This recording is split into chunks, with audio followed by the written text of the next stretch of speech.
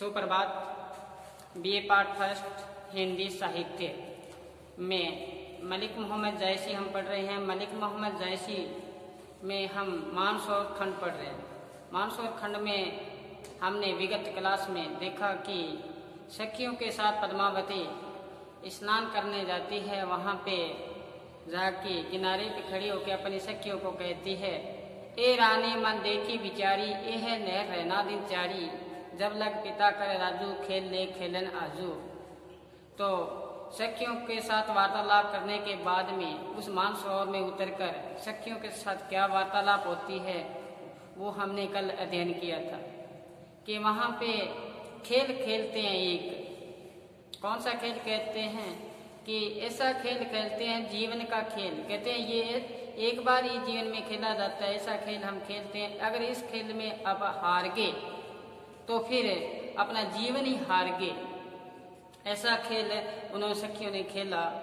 तो क्या बताया पद्मावती ने, कहते हैं कि गोरी गोरी सांवरी सांवरी, कहते हैं गौर वर्ण की और सांवले वर्ण की एक जगह अपनी अपनी जोड़ियां बना लो और ये खेल खेलते हैं। और तारागण और ये जो चंद्रमा है ये अपना साक्षी बनेगा, ऐसा हम खेल खेलते हैं। यहाँ तक हमने चर्चा की थी। अब चलते हैं हम आगे।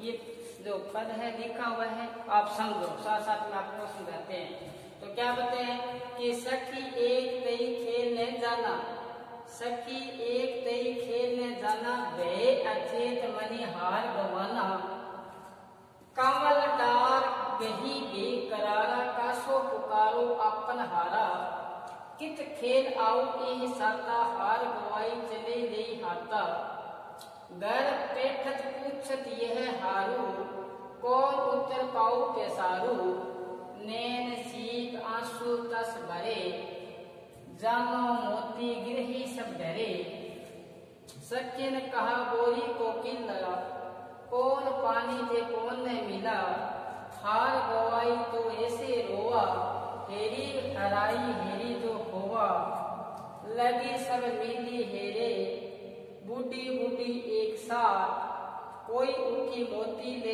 कहूँ होगा हाथ।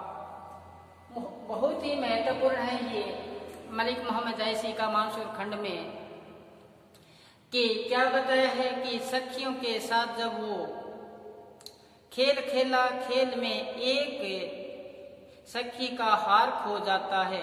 मैंने बताया हार खो जाना यहाँ लौकिक से अलौकिक की ओर संकेत है कि आपने इस संसार में आके, ये जन्म बड़ा ही दुर्लभ है, इस संसार में आके अगर जन्म को हमने सार्थक नहीं लगाया और ऐसे ही हमें समय व्यतीत कर दिया तो उस समय में हमें पछताना पड़ेगा।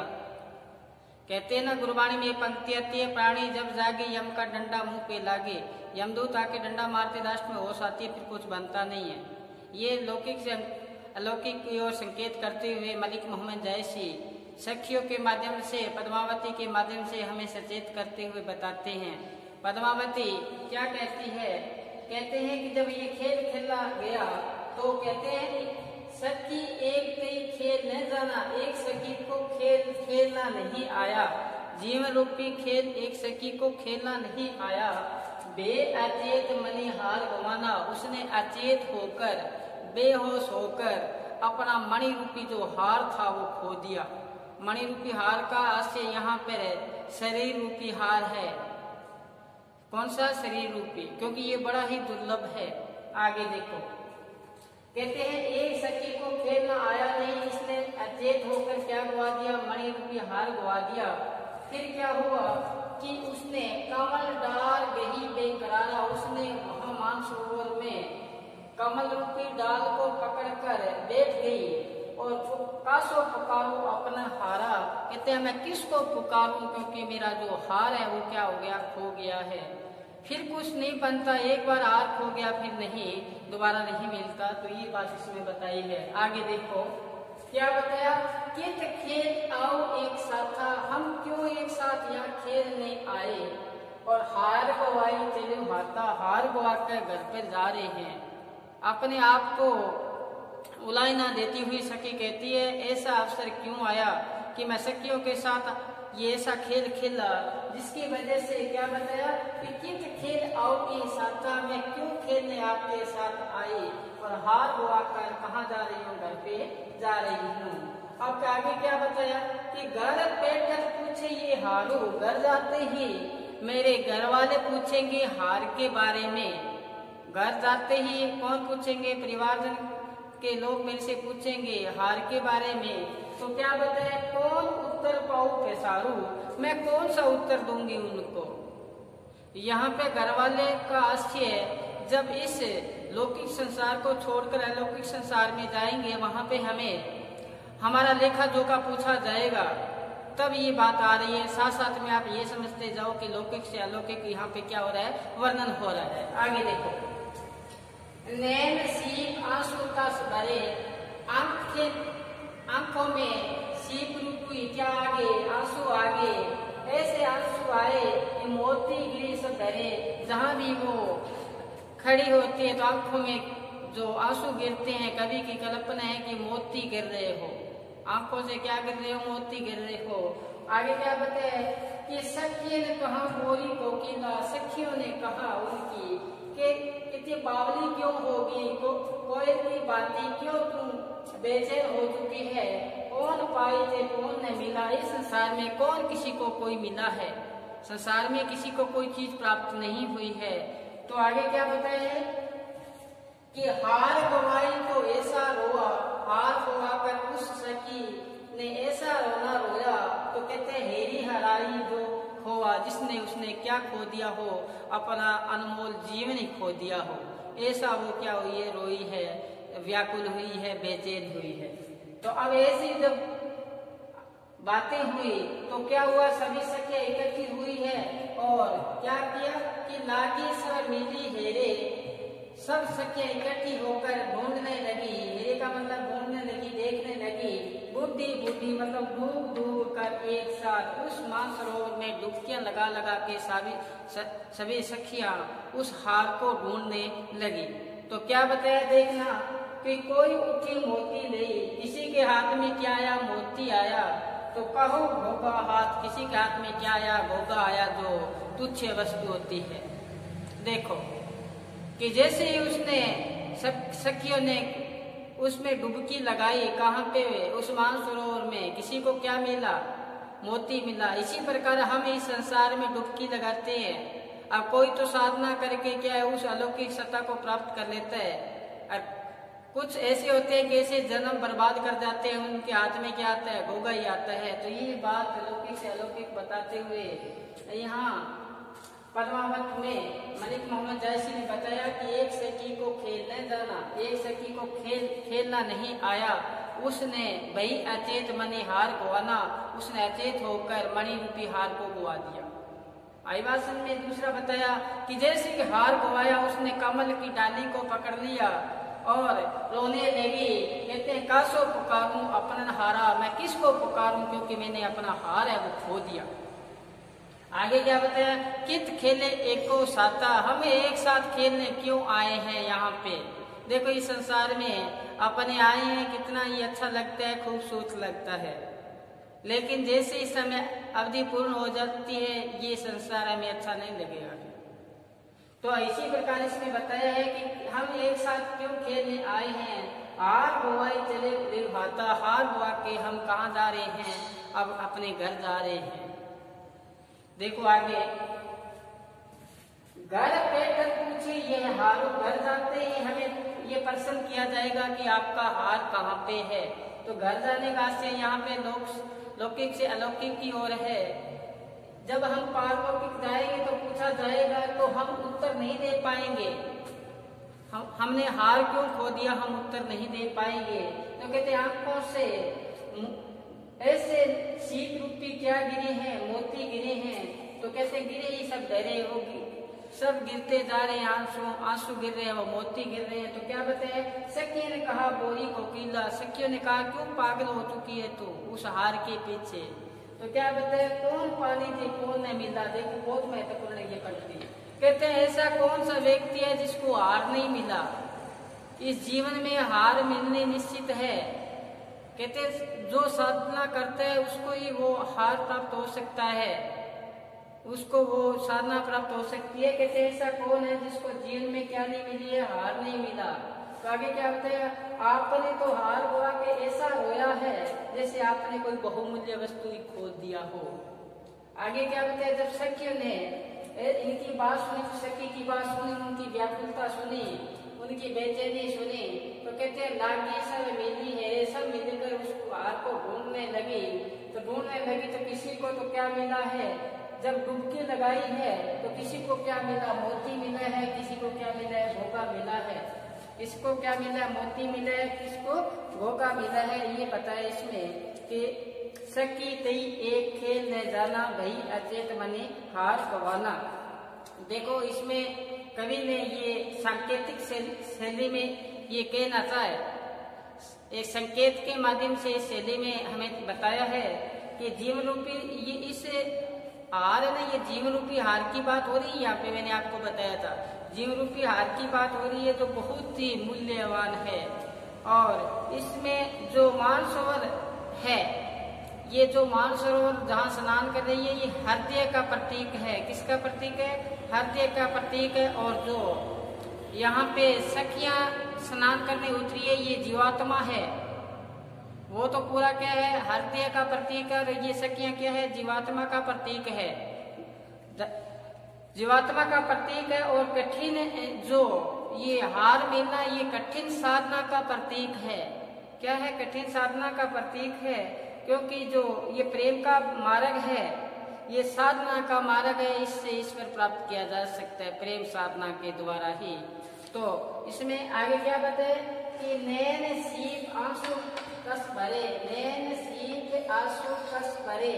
अलंकार देखो कौन सा है, नैन सीप में, नैन में किसका आरोप किया गया है, सीप का आरोप किया गया है। तो कौन सा अलंकार होगा, रूपक।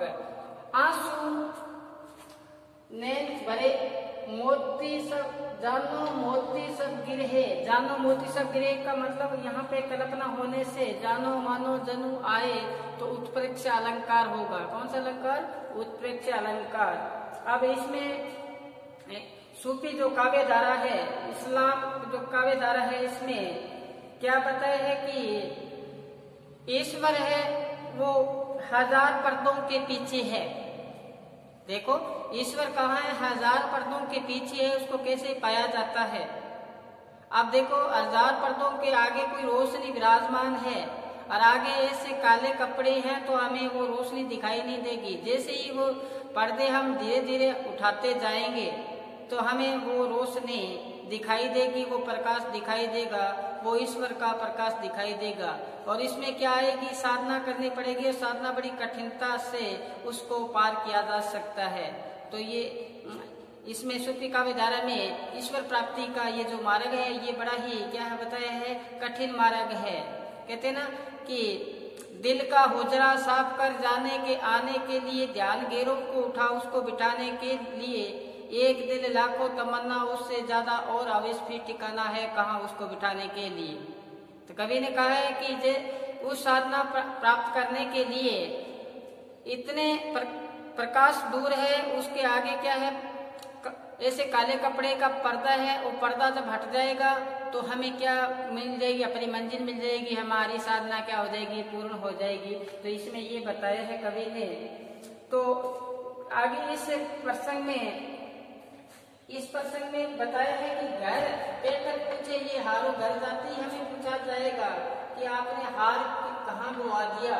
तो इसी प्रकार इस संसार को छोड़कर जब हम जाएंगे, हमारा देखा जो काम से पूछा जाएगा, तो हम उत्तर नहीं दे पाएंगे। क्या नहीं दे पाएंगे, उत्तर नहीं दे पाएंगे, क्योंकि जो अवसर था उसको तो खो दिया। मैंने बताया कि ये जीवन रूपी जो हार है, ये बड़ा ही महत्वपूर्ण है। इसको साधना के द्वारा ही क्या पाया जा सकता है। एक पंक्ति आती है बड़ी ही महत्वपूर्ण, गौर से सुनना, ध्यान से सुनना कि घर माणक बहुविध लादे, मन भरम्यो ले न से कई। घर में माणक हीरे मोती सब कुछ है, मन भर गया उसको प्राप्त नहीं कर सकते। कहते हैं घर माणक बहुविध लादे, मन भरम्यो ले न सकाई। जो ओडा कोप गुहन कर काटे, जो सतगुरु वस्त्र लखाई। तो कहते हैं जिस प्रकार से कोई चीज को कोई खोजी उसको चीज को प्राप्त कर लेता है, इसी प्रकार हमें उस साधना के द्वारा उस चीज को प्राप्त कर सकते हैं, अन्यथा नहीं कर सकते। तो इसी प्रकार ये मलिक मोहम्मद जायसी ने यहाँ सांकेतिक शैली द्वारा हमें पद्मावती का जो ये खेल है ये बताया है, जीवन रूपी जो खेल है। अब जैसे ही इस खेल को हम लास्ट में ढूंढेंगे तो क्या बताए, किसी के हाथ में तो मोती आएगा, किसी के हाथ में क्या आएगा, घोगा। कहते हैं जीवन सभी जीते हैं, लेकिन जब इस जीवन को सार्थक जो जीता है, जिसने उसने साधना करता हुआ जीता है, वो उसको क्या मिल जाएगा, मोती मिल जाएगा, नहीं तो क्या मिलेगा, घोगा मिलेगा। जीवन में क्या होता है, वास्तविकता जो है वो नहीं मिल पाएगा। मोती मिलना क्या है, महत्वपूर्ण है। तो ये थी अपने एक व्याख्या, आपको समझ में आई होगी। आप चलते हैं आगामी जो व्याख्या है,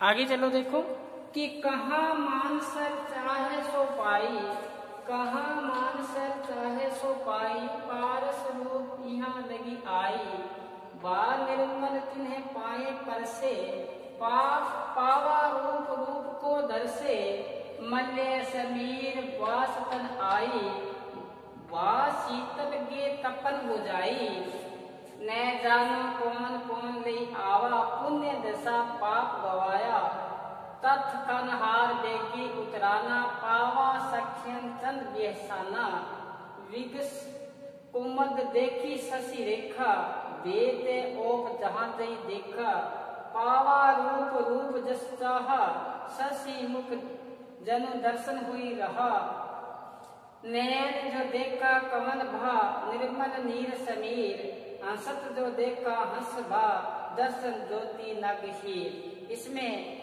पद्मावती का सौंदर्य वर्णन करते हुए एक अलौकिक ईश्वरीय रूप माना है। तो इसमें कवि क्या कहना चाहता है कि जो हार खो गया था सखियों का, वो कहाँ खोया था, कि मानसरोवर था, उसने हार को छिपा रखा था, उसने हार को अपने हृदय में छिपा रखा था, वो बाहर नहीं देना चाहता था। क्यों नहीं देना चाहता था, क्योंकि वो किसका स्पर्श चाहता था, पद्मावती का। क्योंकि मैंने बताया कि ये अलौकिक सतह है कौन, पद्मावती, तो उसका स्पर्श करना चाहता था कौन, मानसरोवर। तो उसके बारे में ये बात बताई है।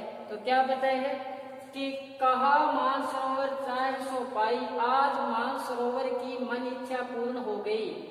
आज क्या, मानसरोवर की मन इच्छा पूर्ण हो गई। पारस रूप यहाँ लगी आई, पारस रूपी जो कौन थी, पद्मावती थी, आज उनके पास चलके आई है। पारस कितना बहुमूल्य वस्तु होती है, तो वही बात है यहाँ पे। पद्मावती है वो पारस रूप है, वो कहाँ चल के आई है, उस मानसरोवर के पास चल के आई है। तो ये जो मानसरोवर है उसकी इच्छा आज क्या हो गई है, पूर्ण हो गई है।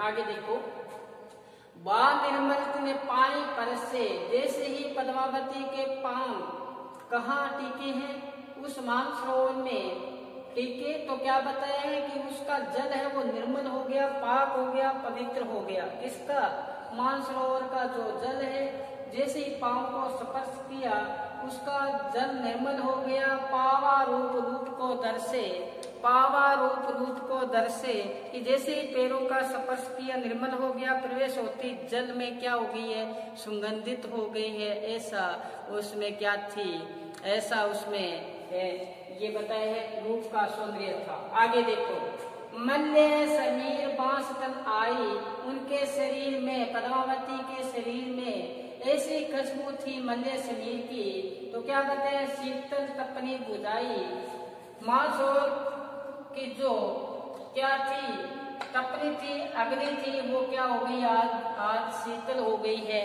उसमें सब विषय विकार निकल चुका है, क्योंकि पार्श रूपी पद्मावती उनके पास आ चुकी है। आगे देखो, न जानो कौन ले कोई आवा, कहते पता नहीं कौन सा मैंने अच्छा कार्य किया था जन्म का पहले का, तो आज मैं ये अवसर पाया है, क्योंकि पद्मावती चल के कहा, यह मानसरोवर में पुण्य दशा पाप नसावा, मेरे सारे पहले के जो पाप कर्म थे वो सारे के सारे आज क्या हो गए, मिट गए हैं। ये है मलिक मोहम्मद जायसी की रहस्य में साधना, रहस्य में साधना बताई है। साथ में क्या बताया, जैसे ही ये कल्पना कर रहा है मानसरोवर, तो बाद में तत्क्षण हार बेगी उतरावा, उसी क्षण हार तैर कर ऊपर आ गया।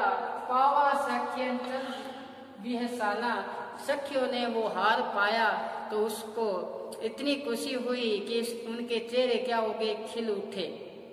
उनके चेहरे खिल उठे हैं। उसने वो सखियों ने क्या पाया है, आज हार पा लिया है। कहते हैं कि जैसे ये पद्मावती को देखा तो कहते हैं विकसा कुमुद, कुमुद क्या हो गया, आज विकसित हो गया, आज वो खिल गया है। शशि देखी शशि रेखा, शशि रूपी मुख देखा था, चंद्रमा रूपी मुख देखा किसका, पद्मावती का, तो कुमुद था वो क्या हो गया, खिल चुका है। कहते भेद ओप जहाँ नहीं देखा, जहाँ जहाँ पद्मावती ने देखा वहाँ क्या फैल गया है, प्रकाश फैल चुका है। वहाँ क्या फैल चुका है, ओप का मतलब यहाँ प्रकाश फैल चुका है। कहते हैं पावा रूप रूप चाहा, जिसने जैसा चाहा ना वैसा का वैसे ही सभी को मन इच्छा क्या होगी या पूर्ण हो चुकी है। तो मलिक मोहम्मद जायसी ने यहाँ सिद्ध कर दिया कि पद्मावती एक साधारण होकर क्या है, अलौकिक है। तो बताया यहाँ पे जैसे जैसे सभी ने देखा तो वैसा वैसा अपना रूप देखा, उसको वैसी क्या मिली है, मन इच्छा पूर्ण मिली है। कौन सा मुख देखा, शशि मुख दर्पण हो ही रहा। क्यों, जो प्रतिबिंब था वो कौन सा था, शशि मुख था, चंद्रमा रूपी मुख था, किनका था, पद्मावती का। आगे चले कि नैन जो देखा कमल बा, जैसे ही पद्मावती ने अपने नेत्रों को से देखा तो कहते हैं कमल बा, कमल खिल गए और निर्मल नीर समीर, कहते हैं उनके स्पर्श से जल क्या हो गया है, निर्मल हो गया है, पाक हो गया, पवित्र हो गया है। कहते हैं हंसत जो देखा हंस बा, जैसे पद्मावती हंसना शुरू किया, हंसती है तो कहते हैं हंस भा, कहते हैं सभी जगह हंसी की सृष्टि हो गई, सब जगह क्या हो गई, खुशी की खुशी हो गई। मैं सदैव आपको कहता हूँ कि जब आप अपने अंदर खुशी की बात आ जाती है, चेहरा खिल उठता है, आंखें नृत्य करना शुरू कर देती है। तो ऐसे ही पद्मावती ने देखा तो सब जगह क्या हुआ कि हंसी की आभा हो गई है। दर्शन ज्योति नग ही, जैसे हंसी है तो दांत है ना, दांतों की जो ज्योति है वो कैसी है, नग और हीर जैसी है, हीरों जैसी है। ये बताया है कि मानसरोवर की आज इच्छा क्या हो गई है, पूर्ण हो गई है, क्योंकि वहां पर कौन आ गई है, पद्मावती स्नान करने के लिए आई है। और क्या बताया, उनका शरीर है वो कैसा बताया कि भा निर्मल तय पान है पर से, उनका निर्मल शरीर से कहते हैं कि आज पावा रूप को, जैसे उनका रूप सौंदर्य देखने के लिए मानसरोवर तरस रहा था, आज उनकी मन इच्छा पूर्ण हो गई है। और जैसे भी पूर्ण होने के बाद में जो हार छिपा के रखा था वो कहाँ पे आ गया, ऊपर तैर कर आ गया, और वो सखियों ने पाया तो उनमें खुशी का ठिकाना नहीं रहा।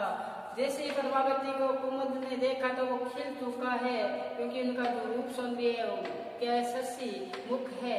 तय ओप जाते ही देखा, जहाँ जहाँ दृष्टि गई है वहां पर प्रकाशमान हो चुका है, सब जगह है।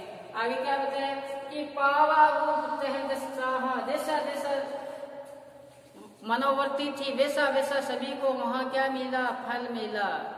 वो कहते हैं जहाँ आशा वहां वासा, जहाँ हम सोचते हैं ना वहीं जाएंगे हम।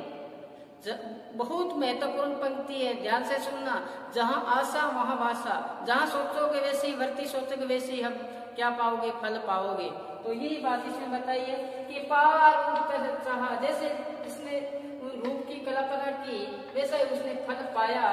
कहते उनका मुख सौंदर्य था, शशि मुख था, दर्पण हुई रहा, ऐसा दर्पण की भांति प्रकाशमान हो गया। और आगे बताया कि नैनों से जब देखा तो कमल खिल गए, निर्मल ने शरीर, उनका जो शरीर से जो समुद्र का पानी था, नीर था, वो क्या हो गया, निर्मल हो चुका है। जैसे हंसना शुरू किया पद्मावती ने तो क्या हुआ, हंसी की सृष्टि हो गई। और कहते हैं दांतों से हीरे रूपी नग चमकने शुरू हो गए। तो ये था अपना पद्मावती का मानसरोवर खंड। अब हम आगामी क्लास में पढ़ेंगे नागमती का वियोग खंड, बहुत ही महत्वपूर्ण है। नागमती का वियोग खंड कल से हम शुरू करेंगे। आज बस इतना ही। एक बार इसको एक बार दो बार इस वीडियो को देखना, आपके समझ में आ जाएगी। बहुत महत्वपूर्ण है, ये व्याख्या पूछी जाएगी आपके एग्जाम में, तो आप इसको पढ़ना, घर पे रहो, सुरक्षित रहो, पढ़ते रहो। धन्यवाद।